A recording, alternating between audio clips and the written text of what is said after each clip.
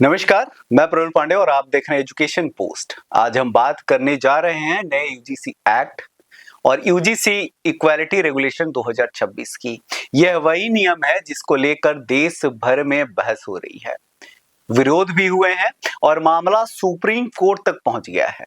सबसे पहले समझते हैं कि यूजीसी आखिरकार है क्या, उसका काम क्या है, वो करता क्या था यूजीसी।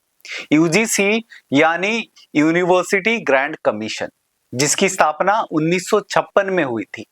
इसका काम देश की उच्च शिक्षा व्यवस्था को नियंत्रित करना, विश्वविद्यालय को मान्यता देना और गुणवत्ता बनाए रखना है।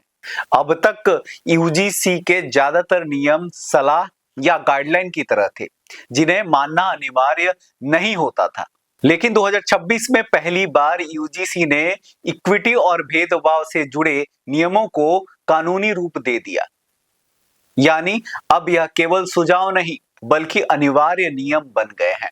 नए नियमों के अनुसार हर कॉलेज और यूनिवर्सिटी में equal opportunity centre, equity committee और शिकायत निवारण व्यवस्था बनाना जरूरी होगा। इसका उद्देश्य होगा यह देखना कि किसी भी छात्र के साथ जाति, वर्ग, जेंडर या समवक्ता पृष्ठभूमि के आधार पर भेदभाव ना हो। अब अगर किसी संस्थान में भेदभाव की शिकायत आती है तो कॉलेज प्रशासन को तय समय के भीतर उसकी जांच करनी होगी और रिपोर्ट देना होगा।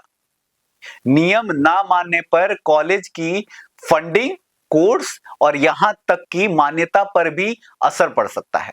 इसमें कॉलेज के वीसी और प्रिंसिपल की सीधी जिम्मेदारी तय की गई है।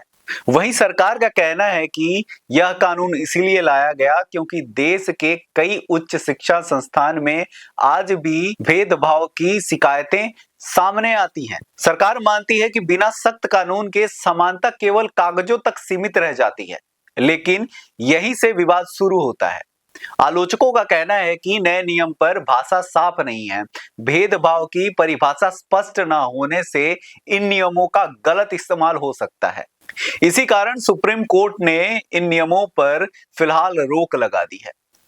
वहीं कुछ लोगों का यह भी कहना है कि जनरल कैटेगरी छात्रों के लिए शिकायत के अधिकार स्पष्ट नहीं है, जिससे असंतुलन पैदा हो सकता है। वहीं कुछ शिक्षाविदों का डर है कि ज्यादा निगरानी और कैंपस में डर का माहौल बन सकता है और एकेडमिक स्वतंत्रता प्रभावित हो सकती है।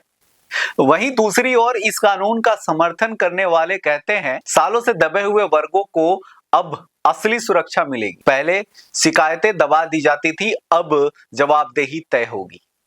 उनके अनुसार अगर नियम सख्त नहीं होते तो भेदभाव कभी खत्म नहीं होगा। अगर फायदे देखें तो यह कानून भेदभाव के खिलाफ मजबूत कदम है, जवाबदेही तय करता है और सामाजिक न्याय को बढ़ावा देता है।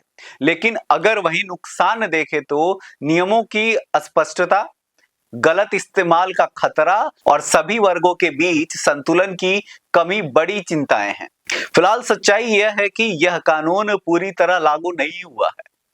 सुप्रीम कोर्ट की रोक के बाद अब इसमें बदलाव, संशोधन और स्पष्टता आने की संभावनाएं हैं।